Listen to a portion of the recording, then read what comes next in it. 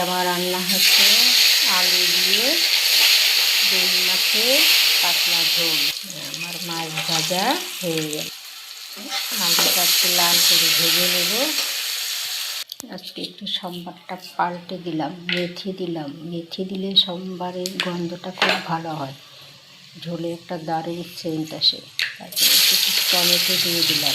এখন দেবো একটু পোস্ত বাটা, 1 চামচ কাঁচা লঙ্কা বাটা, 1 চামচ জিরে বাটা। আমি বেশিরভাগ বাটা দিয়ে রান্না করি, কারণ বাটা জিরাটা ঝোলে খুব ভালো লাগে। একটু বাটি ধোয়া জলটা দিয়ে দিলাম, সাথে ভাজা আলুগুলোও দিয়ে দিব, তাহলে একটু তেল মশলাটা ঢুকবে। লবণটাও দিয়ে দিলাম। মশলা থেকে তেল ছেড়ে গেছে, এখন একটু গরম জল দিয়ে দিলাম। ঝোলে গরম জল দিলে একটু পাঞ্ছা ভাব লাগে না।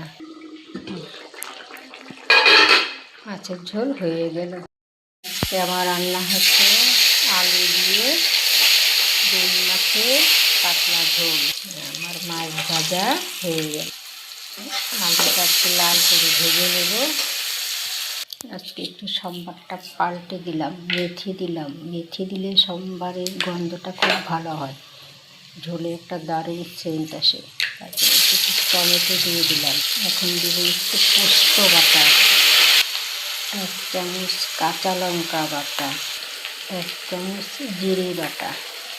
আমি বেশিরভাগ বাটা দিয়ে রান্না করি, কারণ বাটা জিরাটা ঝোলে খুব ভালো লাগে। একটু বাটি ধোয়া জলটা দিয়ে দিলাম, সাথে ভাজা আলুগুলোও দিয়ে দিব, তাহলে একটু তেল মশলাটা ঢুকবে। লবণটাও দিয়ে দিলাম। মশলা থেকে তেল ছেড়ে গেছে, এখন একটু গরম জল দিয়ে দিলাম। ঝোলে গরম জল দিলে একটু পাঞ্ছা ভাব লাগে না। মাছের ঝোল হয়ে গেল।